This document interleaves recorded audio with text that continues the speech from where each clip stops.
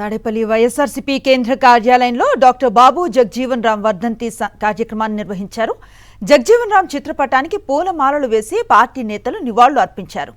దేశానికి దశ దిశ చూపిన మహానాయకుడిని వైఎస్ఆర్సీపీ నేతలు కొనియాడారు. ఉప ప్రధానిగా, కేంద్ర మంత్రిగా దేశానికి జగ్జీవన్ రామ్ చేసిన సేవలు, తీసుకువచ్చిన సంస్కరణలు మరిచిపోలేమన్నారు. బడుగు బలహీన వర్గాల అభ్యున్నతి కోసం జగ్జీవన్ రామ్ పనిచేశారని వైఎస్ఆర్సీపీ నేతలు గుర్తు చేశారు.